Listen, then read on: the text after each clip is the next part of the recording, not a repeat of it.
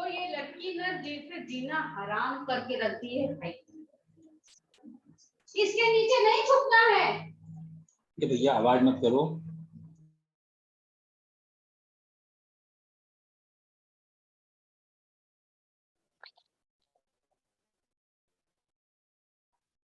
Good afternoon sir.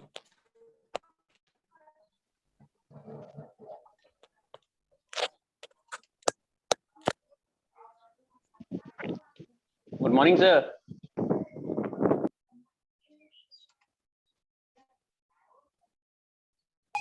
Morning sir. Sir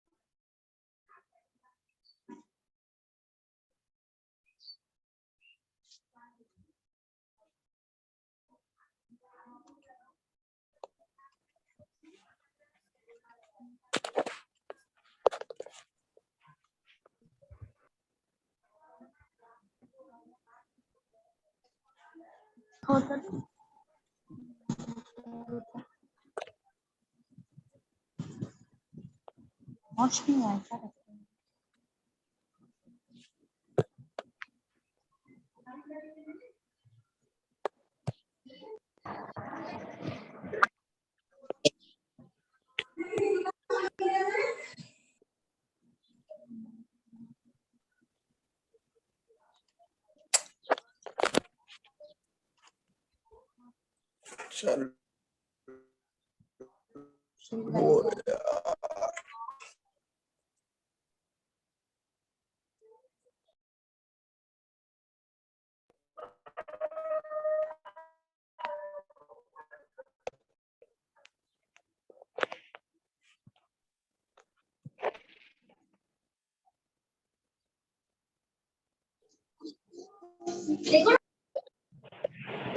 good afternoon sir. तो good afternoon sir. Good afternoon sir. Good afternoon sir. Good afternoon all of you. Am I audible? क्या आप लोगों को मेरी आवाज आ रही है? Yes sir. Yes sir. Yes sir. कोई जवाब देगा? Yes sir. Yes sir. Yes sir. जी सर आ रही है अच्छे से। बहुत धन्यवाद आपका। हम सबको म्यूट करने जा रहे हैं। यस सर आ रही है। यदि कोई क्वेश्चन है तो वो चैट बॉक्स में डाल देगा। सर हैंड रेज भी तो कर सकते हैं। हैंड रेज भी कर सकते हैं। I am not able to mention experience in Zoom और okay sir. yes, I will okay sir. Technology अपने आप को कंप्लीट करने जा रहे हैं और हम एक तो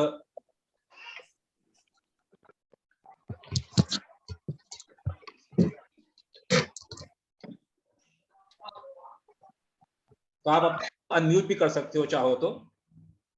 you are free to make yourself unmute.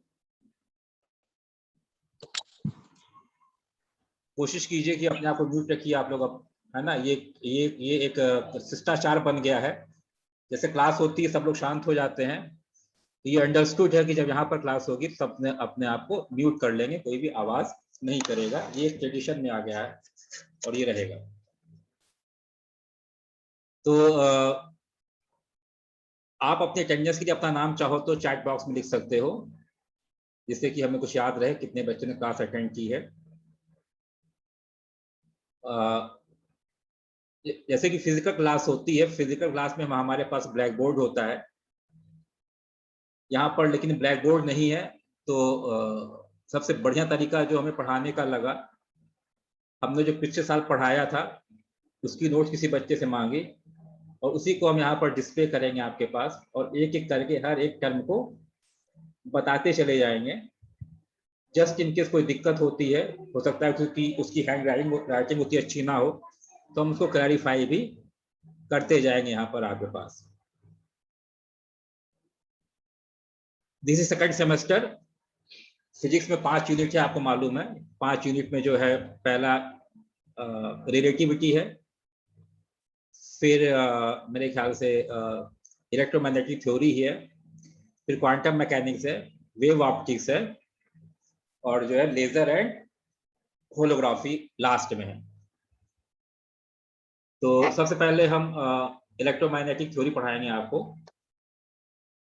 Electromagnetic theory पढ़ाने के लिए हम आपके साथ एक पीडीएफ फाइल शेयर करेंगे और उसमें हर एक टर्मिनोलॉजी आपको बताते हुए चले जाएंगे। कोई दिक्कत हो तो आप फ्री हो पूछने के लिए। तो अब हमको शेयर करना पड़ेगा पीडीएफ, क्योंकि आपको मालूम है इट इज फ्री जूम, यहाँ पर 40 मिनट ज्यादा नहीं मिलेंगे। हम कोशिश करेंगे कि 30 मिनट में अपना लेक्चर खत्म कर दें। तो let us share the my screen. एक मिनट, हमें स्क्रीन खोलना पड़ेगा। डेस्कटॉप फिजिक्स,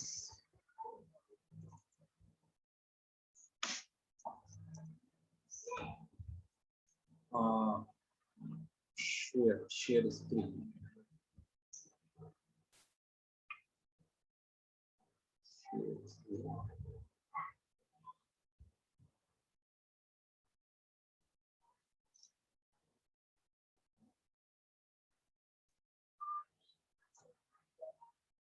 आपको इस हम फिर अनम्यूट करने जा रहे हैं सबको।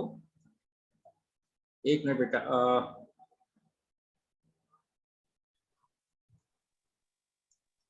पार्टिसिपेंट अनम्यूट ऑल कर दे रहे हैं। क्या आपको स्क्रीन शेयरिंग दिखाई दे रही है? Yes sir. ओके, जी sir. Yes sir. Yes sir. Thanks. तो दिखाई दे रही है। तो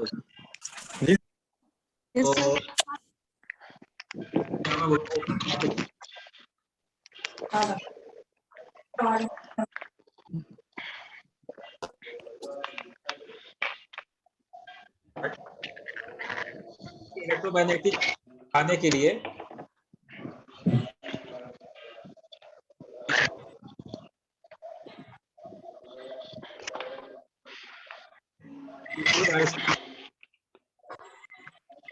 MT,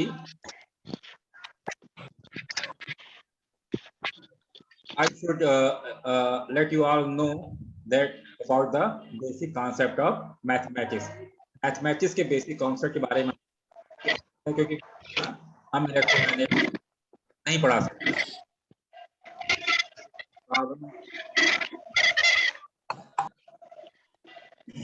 सर बीच बीच में आवाज कट जा रही है। म्यूट कर रहे हैं, ये भी हो रही है, म्यूट कर दिया सबको।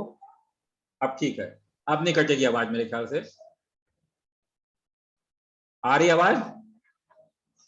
यस सर आ रही। Yes sir. मेरी स्क्रीन हमारे पास कहीं चली गई है, अब आएगी। 1 मिनट, कुछ दिक्कतें हो रही हैं। 1 मिनट।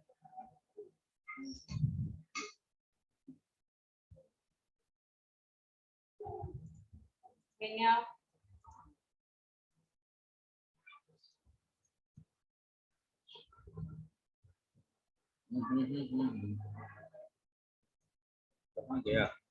आया आया आया।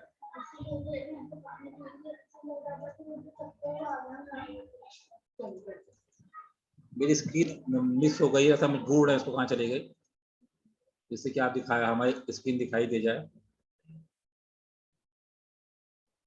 Ask all to your please enable meeting। Screen कहाँ गई यार?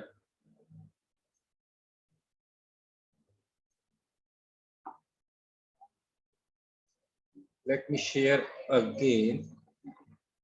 One person share can share at this time.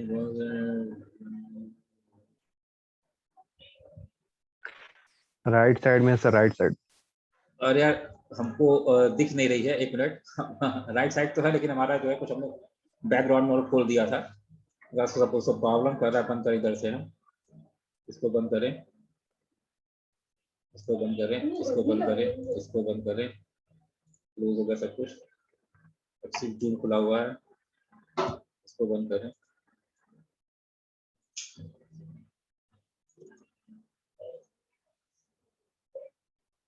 कहाँ गया है?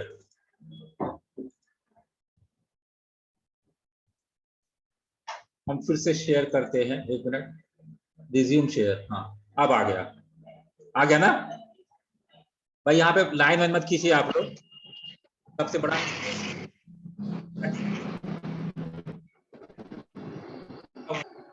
किसी को और को दिक्कत ना, इसमें लाइन वाइन मत खींचिए, बार बार माइक हो, इसमें लाइन मत खींचिए बच्चों, है ना? ठीक नहीं है, इस तरह का बचपना ठीक नहीं है। You all are quite mature, है ना? आप सभी मेच्योर हो, बचपना मत कीजिए यहाँ पर कि आप अपनी पहली क्लास में अपनी सभ्यता को हमको दिखा दीजिए। इस तरह का फीडबैक हमारे दिमाग में ना आए, हमें यही लगे कि आप सभी अच्छे बच्चे हो और अपनी इमेज बना के रखिए। आदमी खुद ही अपनी इमेज बनाता है, खुद ही बिगाड़ता है। तो let us start the topic. अब I am not very much experience in Zoom, so I have to find where to remove this such kind of lines. Anyway, please don't sketch anything on the PPT, sorry, on the sharing screen. So हमने आपको बताया कि electromagnetic की शुरुआत करने के लिए हमको मैथमेटिक्स के बेसिक कॉन्सेप्ट की जरूरत पड़ती है।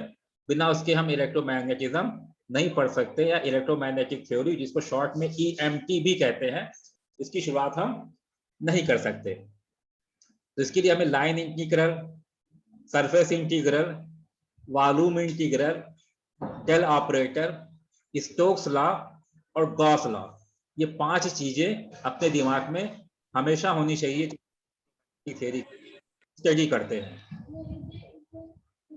राइट? तो लाइन इंटीग्रल सबसे पहले हम पढ़ा रहे हैं, जैसे कि सामने लाइन इंटीग्रल लिखा हुआ दिख रहा है आपको। तो line integral is a one dimensional integral, means if I want to integrate, यदि किसी क्वांटिटी को एक पॉइंट से दूसरे पॉइंट तक इंटीग्रेट करना है या एक वन डायमेंशनल साइड में इंटीग्रेट करना है, तो इस तरह के इंटीग्रल को लाइन इंटीग्रल कहते हैं। लाइन इंटीग्रल किसी स्केलर क्वांटिटी का भी हो सकता है और किसी वेक्टर क्वांटिटी का भी हो सकता है। यहाँ पर आपको दोनों चीजें दिखाई गई हैं। एक इंटीग्रल का निशान बना हुआ है, उसके नीचे L लिखा हुआ है ना? L मतलब लाइन इंटीग्रल। कहीं कहीं आपको किसी बुक में C लिखा हुआ मिलेगा, C का मतलब भी लाइन इंटीग्रल ही होता है। इसको कर्व इंटीग्रल भी कहते हैं, because curve is also a one dimensional quantity. एक ही दिशा में होती है, एक ही लाइन जो है एक डायमेंशनल होती है। तो कहीं कहीं C लिखा हुआ मिलेगा और कहीं कहीं L लिखा हुआ आपको मिलेगा। तो it can, the quantity can be integrated via line integral. The quantity can be vector or scalar both. तो ये वेक्टर भी हो सकती है, स्केलर भी हो सकती है। इसको एक लाइन से या कोई लाइन ड्रॉ करें, यहाँ पे साथ में ड्रॉ नहीं कराई है, तो लाइन ड्रॉ की जाए और उसमें 2 पॉइंट ले लिए जाए। तो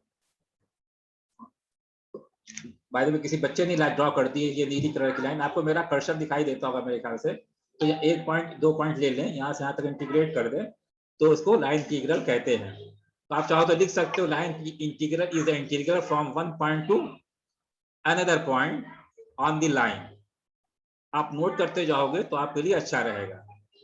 if A is any vector quantity, यदि A कोई वेक्टर क्वांटिटी है, integral over L, integral over L, integrate by DL, तो इसको A भी लिखा जा सकता है और phi dl भी लिखा जा सकता है, where phi is a scalar quantity and A is a vector quantity। ये सब एग्जामिनेशन में नहीं आएगा, लेकिन EMT पढ़ने के लिए इसकी आवश्यकता पड़ेगी, इसलिए हमें पढ़ाना पड़ेगा। हम नीचे की ओर आते हैं, जैसा मानो को शांत रहेगा। दूसरा है surface integral. Surface integral is A 2 dimensional इसको ऐसे सरफेस या ऐसी क्वांटिटी जो कि जो डायमेंशनल हो, एक्स और वाई दोनों डायरेक्शन में हो, जिसको इंटीग्रेट करना पड़े, उसको सरफेस इंटीग्रल कहते हैं। शॉर्ट फॉर्म में इसको डीएस से लिखते हैं। ए का निशान बनाते हैं, ए लिखते हैं D, X and Y are the direction, it can be any D Y D Z, कुछ भी हो सकता है, लेकिन इट विल बी टू डायमेंशनल। D X D Y try कर देंगे short DS surface, it is of the surface, तो डीएस के फॉर्म में भी लिखा जा सकता है। तो कभी कभार 2 लाइन खींच के एस लिख देते हैं रिप्रेजेंट करने के लिए। यदि आप 2 लाइन नहीं भी लिखते हो, जहां पर एस लिखा हुआ है, तब भी इसको सरफेस इंटीग्रल ही ऑटोमेटिक कंसीडर किया जाता है। ये इनहेरेंट है, मतलब 2 डायमेंशनल इंटीग्रल।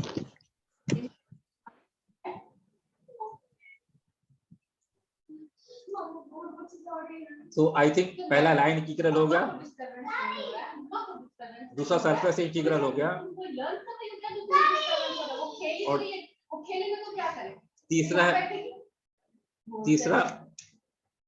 तीसरा वॉल्यूम इंटीग्रल है।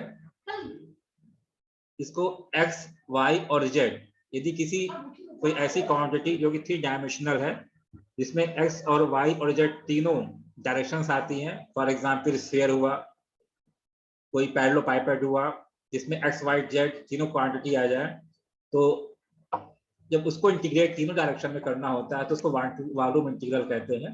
तो A is a vector quantity D X D Y D Z, इसमें 3 इंटीग्रल का निशान बनाते हैं, जिसको एक्स वाई जेड के रिस्पेक्ट में इंटीग्रेट कर दिया। तो X D X D Y D Z यदि मल्टीप्लाई करते तो it is a kind of volume. कभी कभार इसको डीवी के फॉर्म में भी लिखा जा सकता है, तो ए डीवी हो गया, ये हो गया। तो 3 तरह के इंटीग्रल आपके सामने हैं, एक पहला लाइन इंटीग्रल, दूसरा सरफेस इंटीग्रल, और तीसरा जो है वॉल्यूम इंटीग्रल। ये बहुत बेसिक चीजें थी, हमें लगता है सबको पता होनी चाहिए।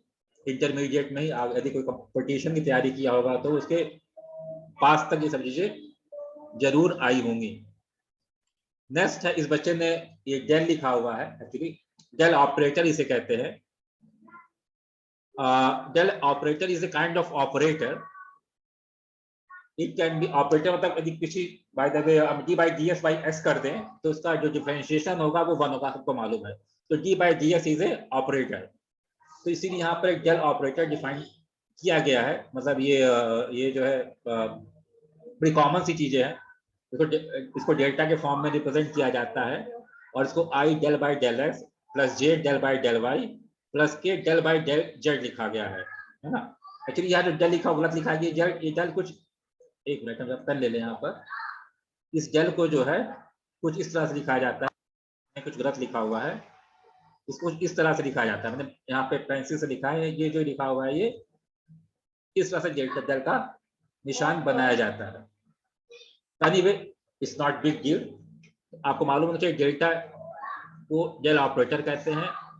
It is a kind of operator. It can be operated in a scalar as well as vector quantity I del by del x plus j del by del y plus k del by del z, इसको del operator कहते हैं।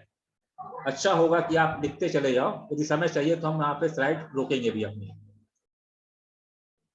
तो यदि किसी को कुछ पूछना है तो अपने आप को अनम्यूट करके पूछ सकता है, फिर हम आगे बढ़ेंगे। You are free to unmute yourself. तो हमें लगता है किसी कुछ नहीं पूछना, आगे बढ़ रहे हैं हम। सर आप टाइम मत दीजिएगा सर पढ़ाते रहिएगा सर, स्क्रीनशॉट जिसको लेना होगा वो ले लेगा। ठीक है बेटा, ठीक है, ठीक। तो आगे बढ़ रहे हैं, अपने आप को म्यूट कर दीजिएगा सब लोग, it is your responsibility to mute yourself. तो ये डेल ऑपरेटर हो गया।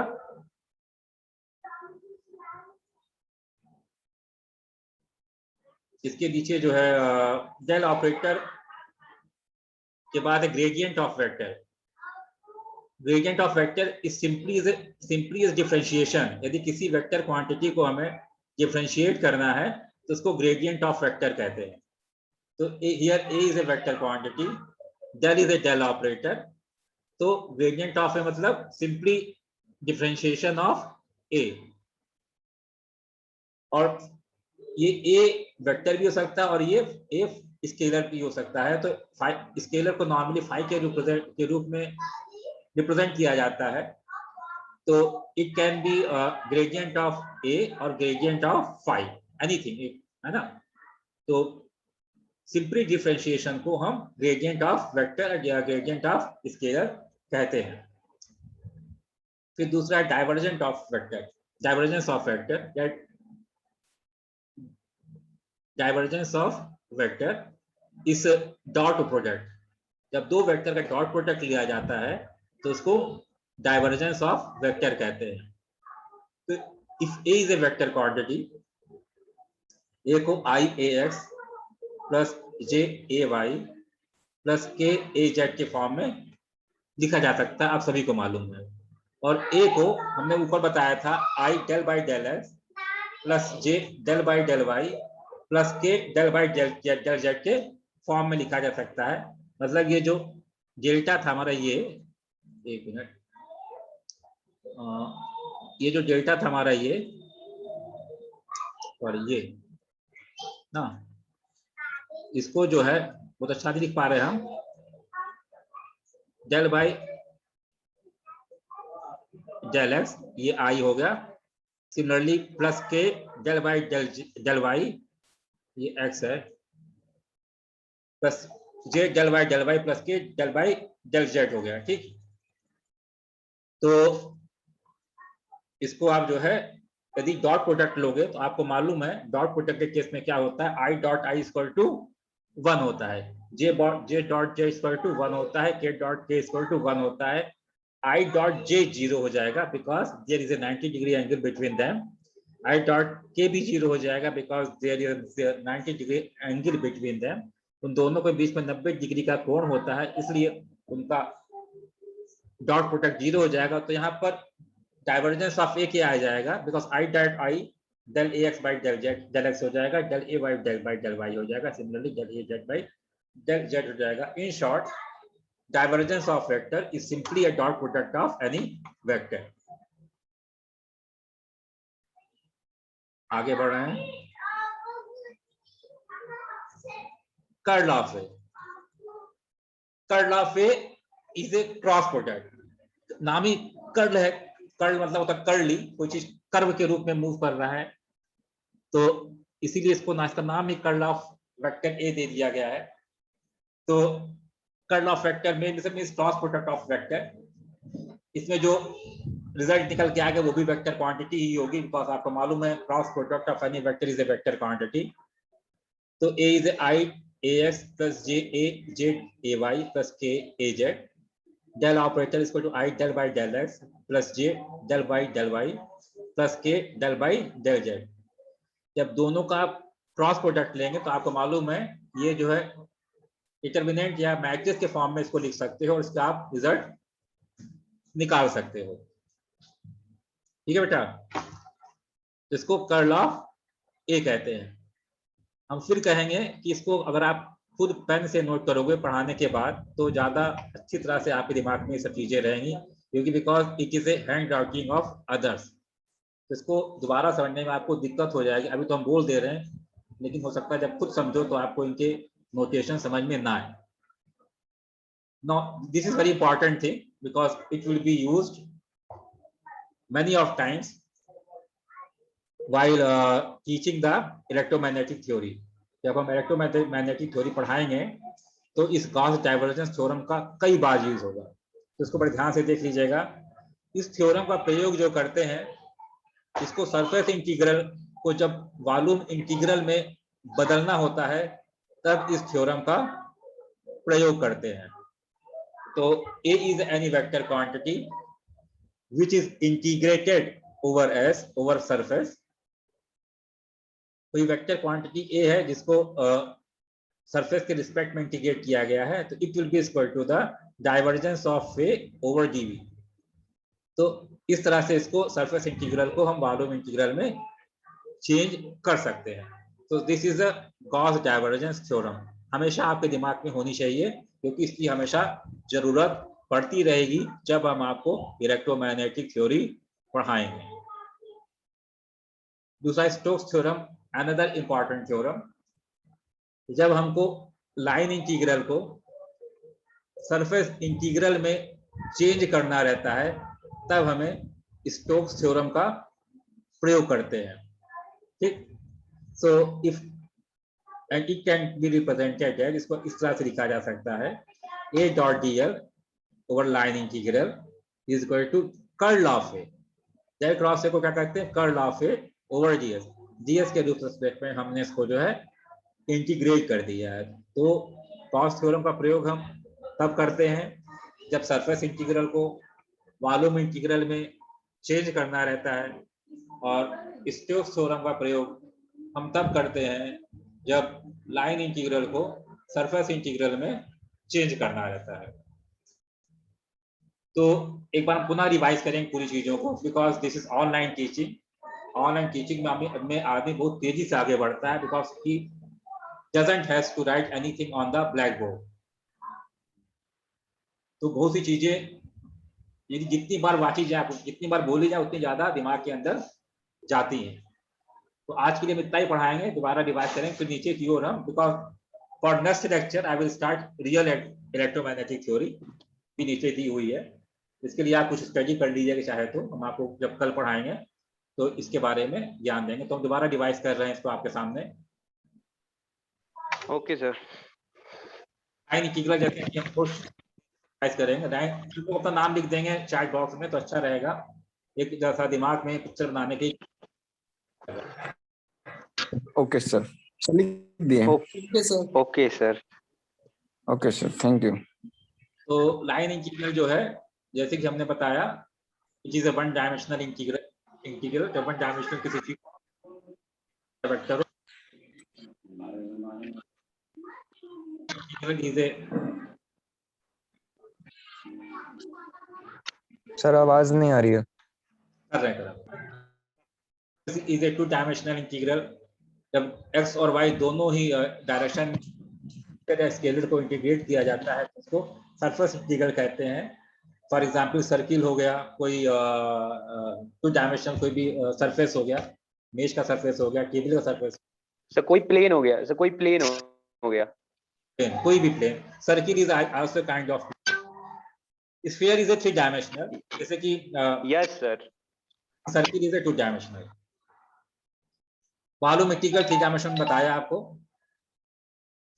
ग्रेडियंट क्या होता है, ग्रेडियंट पहला del operator is defined by is equal to i del by del x plus j del by del y plus k del by del z, which is a kind of operator। इसके ये तीन तरह से operate कर सकता है। पहला gradient of vector simply a differentiation of any vector quantity, और gradient of scalar is simply a differentiation of any scalar quantity। आगे divergence of vector A, this is a simple dot product, ये simple dot product है, और इसको जो यदि दो vector है तो i डॉट i के जो i del by del x है तो ax by del x by del x हो जाएगा, del ay by del ay by del y हो जाएगा, plus del az by del z हो जाएगा। Curl of vector is a dot product.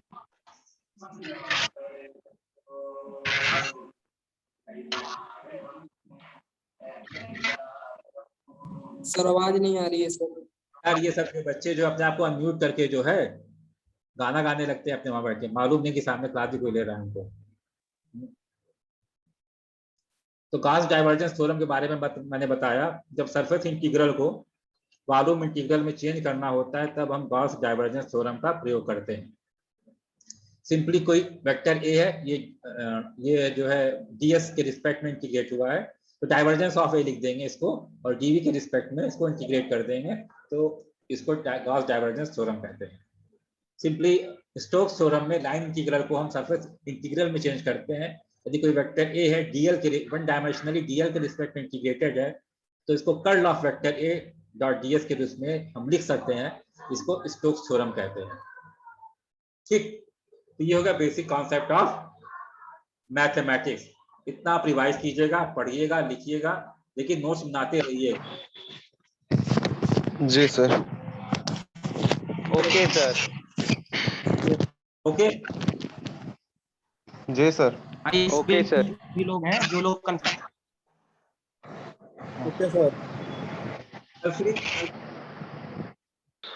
Sir PDF upload कर दीजिएगा।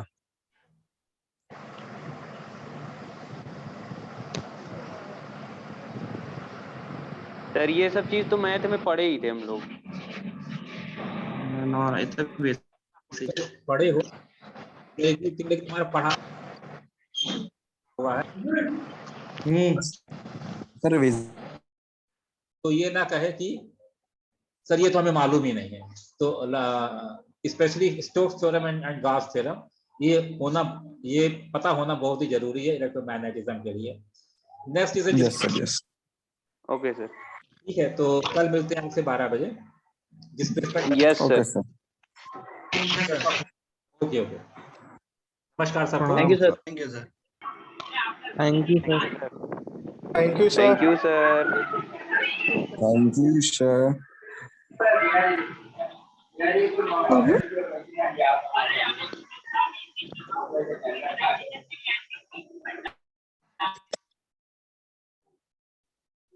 Thank you sir.